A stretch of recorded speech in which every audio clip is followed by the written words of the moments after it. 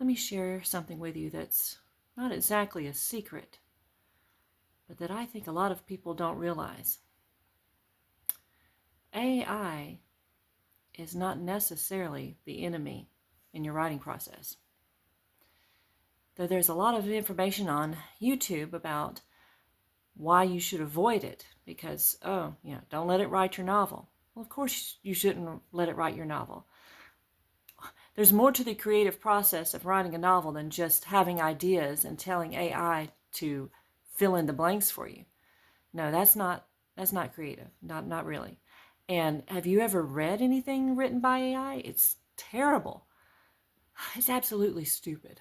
So that's not what I'm here to tell you. Now, I'm here to tell you that it actually can help you in the writing process if you know how to use it. And by use it, I mean, my word, don't let it replace your brain. That's ridiculous.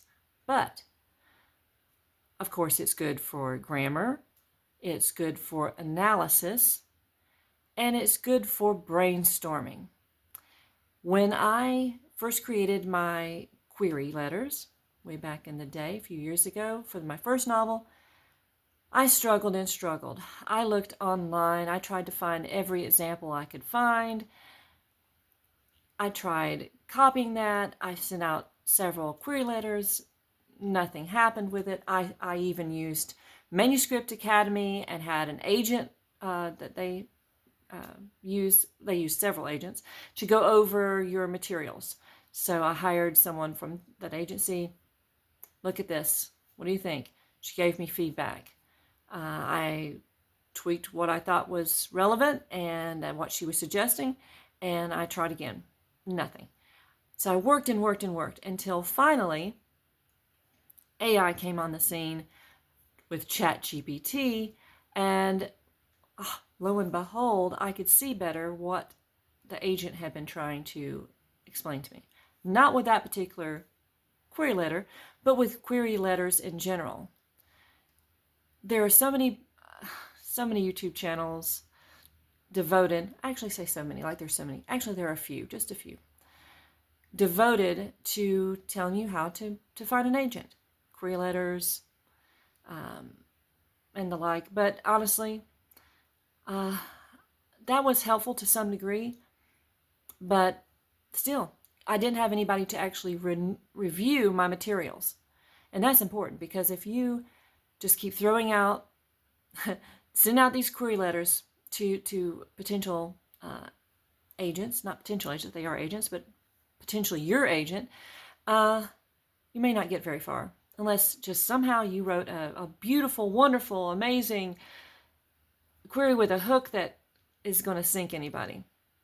That sounded weird. Sink anybody. I meant like, hook, line, and sinker. Anyway, I'm having a hard day. Can you tell?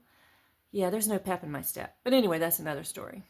And with query letters, we'll get back on that. With query letters, with the second book, I was trying some things. I kept working on it, rehashing. And by the way, the query letter is almost more important than the novel in the traditional publishing world. Honestly, it's pretty crazy. And it's the total opposite of writing a book, and that it's just pure out marketing. And I write upmarket, kind of literary leaning fiction, so marketing is not exactly part of my repertoire, so to speak. So I struggle with that. I tried to find different templates and so forth, and trying to narrow down your own. Yes, you can tell about your story. How do you squeeze it into, all of these pages into one little idea, especially down to a sentence? For some people, that's nearly impossible. For me, that was nearly impossible. In walks ProWritingAid. We'll get back to ChatGPT in a minute. In walks ProWritingAid. I discovered that, and it had an analysis. Lo and behold, it had a manuscript analysis. That was amazing. That was an eye-opener. So because I'm not affiliated with ProWritingAid or anything. This is just my own opinion. But I went from the free version to a paid subscription. And with that, I was able to get a heavy discount. I think it might have been like 50% off or something of their fee for doing the manuscript analysis. And of course, also it has chapter critiques. So I went from like one a day to 3 a day on my subscription. See, never mind about that word. If you hang out with me enough on One Story House, you know that word is hard for me.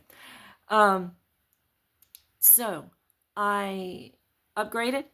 I think I'm on premium, the premium version, and paid the fee, $25, because of my discount, and it gave me an amazing analysis. Okay, AI is great at that. Let me just say that. Now, it may not be so great when it comes to subtleties. Symbolism, it stumbles on a little bit unless it's seen it before. But it overall, it can do more than most humans can do to break down your novel succinctly and just be just on the nose about certain things, about things you need to correct, things that you're doing well. It breaks it all down. So in that manuscript analysis, I saw that it was pointing me towards something I hadn't thought about before, about what my true core meaning of my story was. And I'm not talking about a theme per se, because supposedly agents do not want to hear about your theme. Okay, just leave it alone. Don't go there. They want to know more about your plot. They want the hook of your plot. So even if it's literary fiction, you kind of have to lean more towards plot. What is that hook? And how many people are hooked by a theme? Oh, you should really read this book because the theme is blank. Probably not. They want to know more about the character and about what befalls the character, what might befall the character to hook them on put them on the hook so they want to read your book. And when I started playing with that, and here comes the ChatGPT part, and that is, I plugged into ChatGPT. Here is my current query. What is going, what are the pros and cons of it? And sure enough, there it goes, listing these things. And it will make suggestions. The best thing about it is that it tells you what's wrong with it. When it starts making suggestions and saying, I can write this for you, let me write a better succinct, and there's that word again, succinct. Evidently that's the word of the day. But when it starts writing it for you, watch out. It's going to look ridiculous. You're going to look at that and go, what in the world is that? And if you do that, imagine how the agent who sees thousands and thousands of queries is going to look at it. They're going to shake their head and know immediately that, one, you either didn't write it, or two, you employed the use of AI, which will definitely just knock you out of the race, okay? So what I do is I run it through. I see, are there any holes? Am I repetitive? Is there something about this that doesn't convey what I'm looking to convey? And of course, you have to tell the AI, in this case, ChatGPT, what you're trying to convey. I'm writing in this genre. I'm trying to say this. This is, whatever it is. And I did that. Even that, because you're not having it write it for you, it's going to take a lot of work, okay? I went over it hour after hour after hour until I was about to pull my hair out, but I finally got a version, and I asked ChatGPT, on a scale of 1 to 10, where does this rank, okay? Once I got past a 9, I was like, okay, good. I'm happy with it. ChatGPT is happy with it. So let's see what I can do with it. And then I started getting responses from agents asking for my full manuscript. So that's how I use ChatGPT for queries.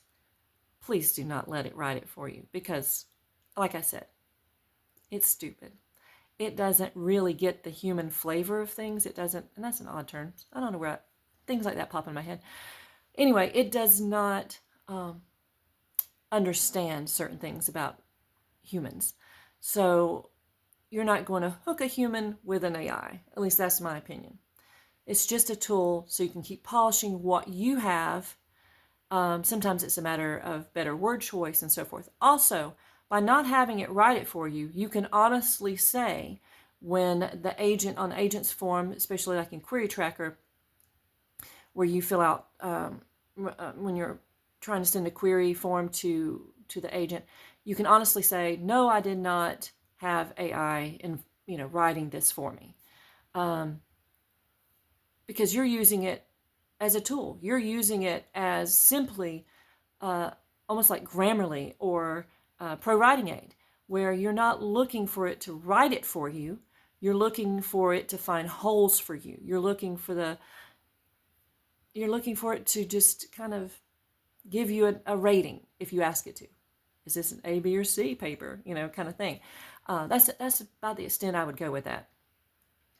But it is very good for that. It's the feedback that you need when you maybe aren't surrounded by other people who are in the business. And how many people are actually surrounded by a bunch of agents or publishers? Yeah, not many.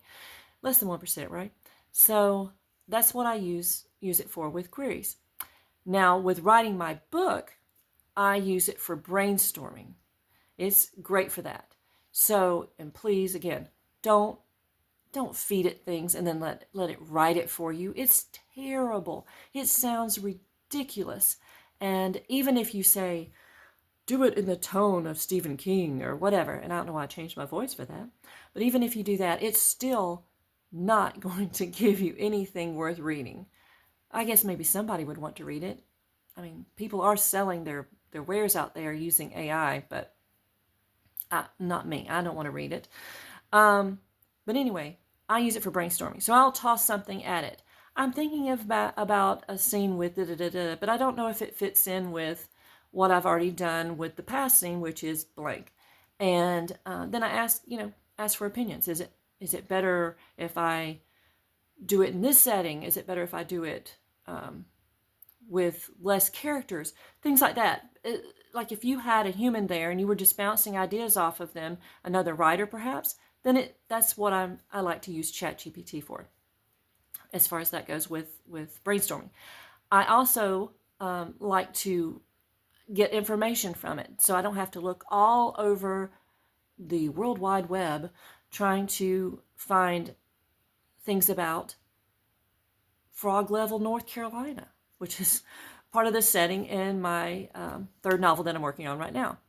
Now I could type in, just because now there's AI in Google now, so it's almost the same thing, but it doesn't give me a huge list. I can't keep asking it questions the same way that I can with ChatGPT. And by the way, I use the free version.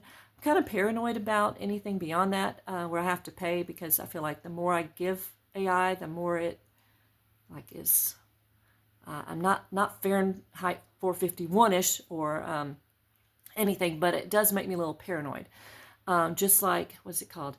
CapCut is an editing tool that a lot of people use for YouTube, but it's straight out of China. I mean, I don't mean like a product made in China. I mean like straight out of China.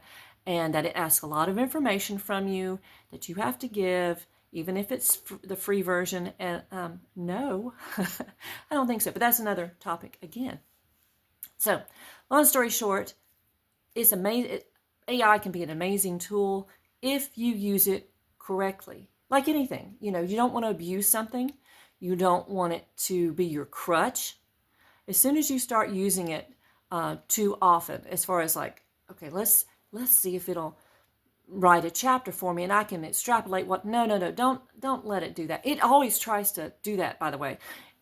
It always says, would you like me to write this chapter for you so you can get. No, I don't. Because you don't even want that in your mind. You don't want to read it and go, maybe I'll just copy this and use my.